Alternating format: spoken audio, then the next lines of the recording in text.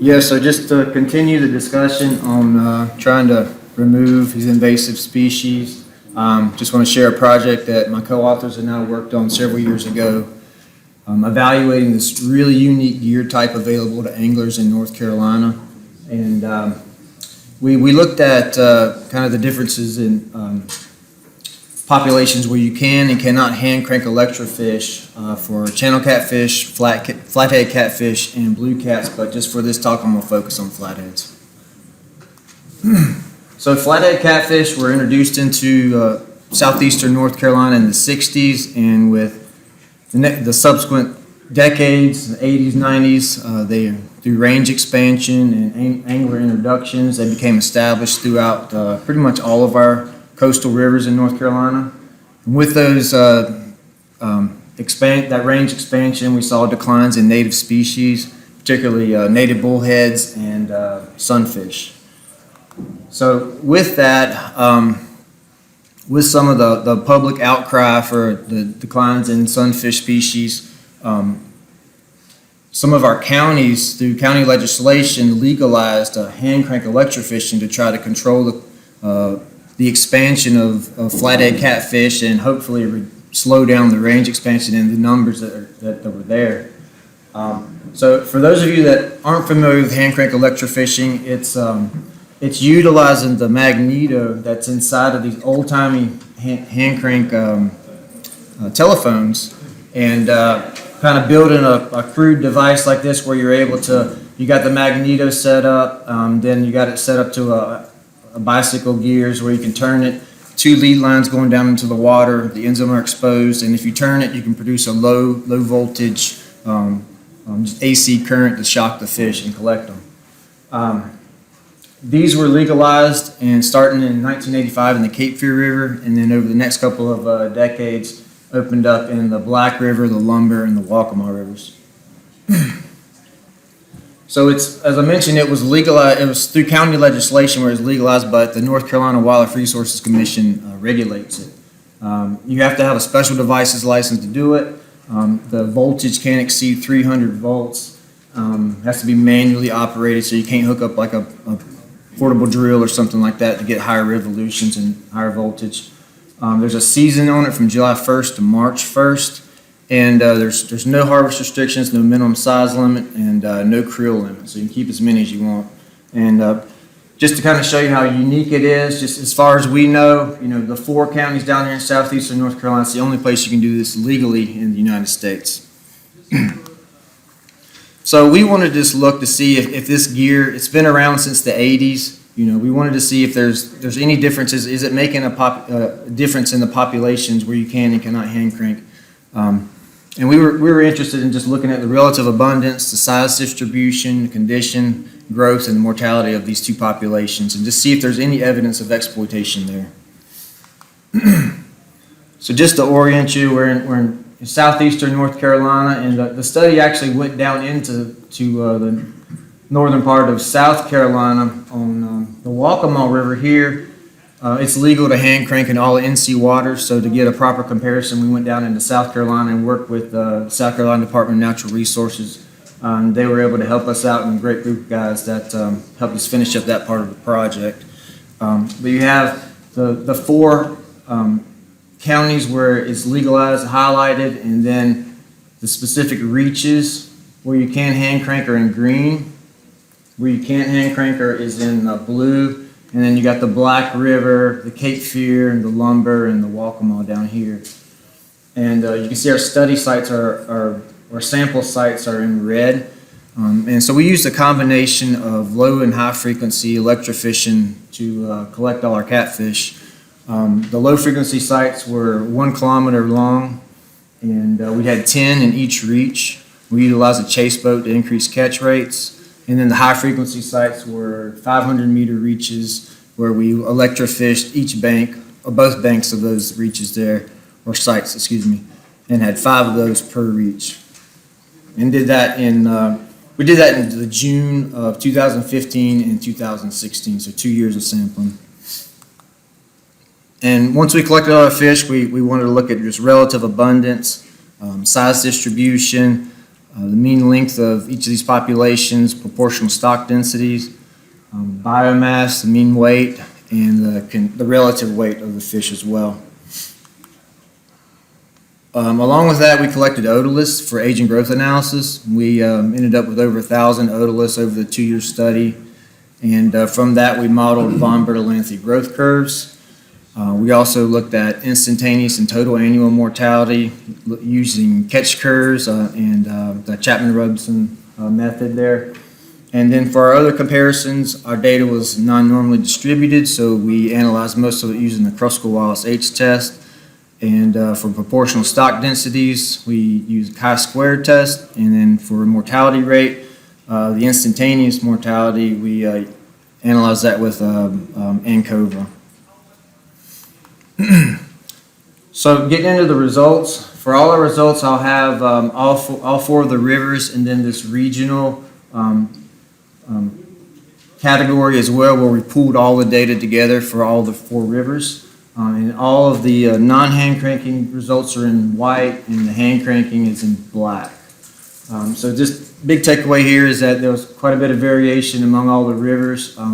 But overall, for the non-hand cranking reach, we collected 667 flathead catfish versus 627 in the hand cranking reaches. Looking at relative abundance, CPUE was significantly higher in the Waccamaw River for the non-hand cranking reaches. And when looking at that regional, looking regionally, non-hand cranking, the CPU was slightly higher, but not significantly. For the size distribution, you see overall it was fairly similar with some differences poking out there. And then when we break that down into the proportional stock densities, we found that in the hand cranking reach there was a statistically greater number of these smaller substock flathead catfish found. And then the medium-sized fish, these stocked the quality up to the preferred fish. There were significantly more in the non-hand cranking reach. So, when you're thinking of an exploited population, you may end up seeing larger or greater numbers of these smaller fish, whereas the larger fish, as they get bigger and harvested, you see less of those coming up. And so that might be what we're seeing here take place. And then for the trophy fish, it was really comparable. They were pretty much the same. Looking at the size, the total mean total length, again, some variation over all the rivers, but for the pooled data, mean total length was significantly greater in the non-hand cranking reach when compared to the hand cranking reach. And then looking at mean weight, again, quite a bit of variation, but for non-hand cranking reach, higher but not significantly.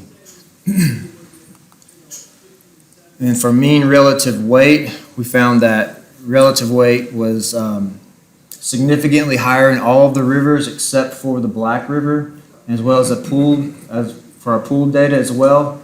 And again, kind of thinking of an exploited population, sometimes you have lower abundance, so there's less competition. So for the individuals that are remaining, they may be getting bigger and have higher relative weights there. So. Then for our age distribution, really the things that popped out there were, there's a high number of age 3 individuals in the hand cranking reach. And then for both reaches, just there was a lack of individuals that were over 12 to 13 years old. We did get one individual from the non-hand cranking reach that that was aged at 31. That's as far as we know, the oldest documented flathead catfish in the introduced population. So that was kind of interesting to see.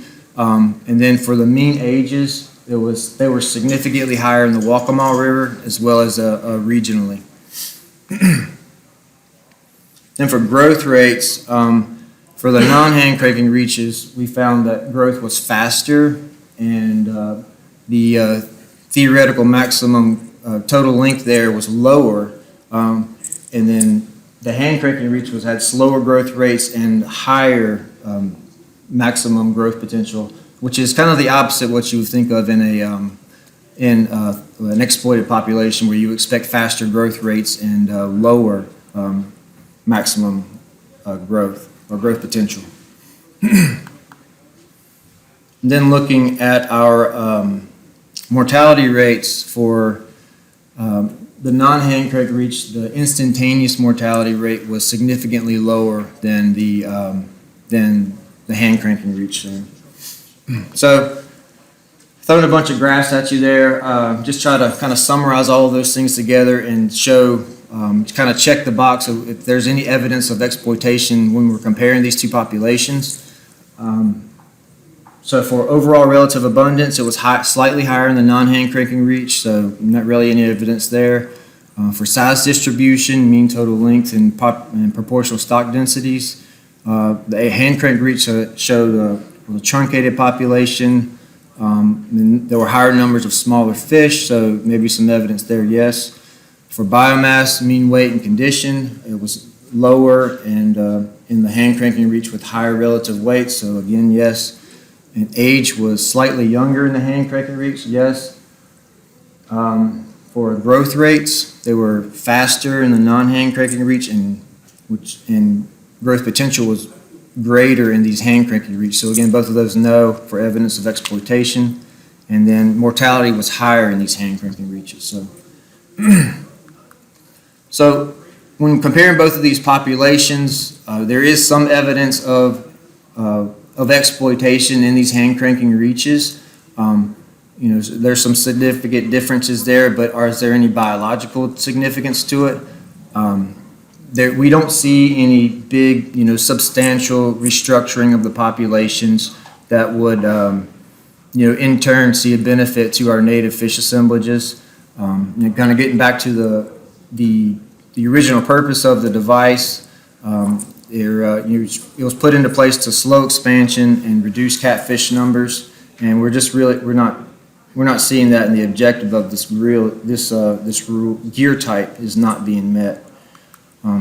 Likely what's structuring these populations is habitat, and kind of along the theme of what we've been talking about this morning. We really need sustained high harvest rates to see these substantial population changes, which from an agency standpoint are labor intensive and expensive. When thinking of the scale for North Carolina, pretty much every coastal river would need it. And then these traditional methods, electrofishing, whether it be from a state agency point or recreationally with the hand cranking, they're really based on angler harvest, which is not very high as far as we know for catfish in these coastal rivers, and they're really inadequate to control and manage these populations. So we've heard about some commercial fishing being incentivized to promote more harvest, but I think also we need to see other management tools like outside of harvest to be identified and start being evaluated to try to start better managing these species.